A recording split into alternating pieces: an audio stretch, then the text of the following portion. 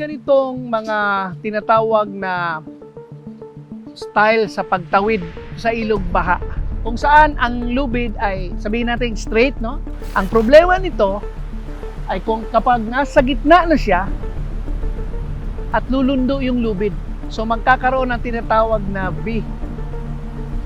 At siya'y mahihirapan dahil habang papunta siya doon ay nag-upstream na siya.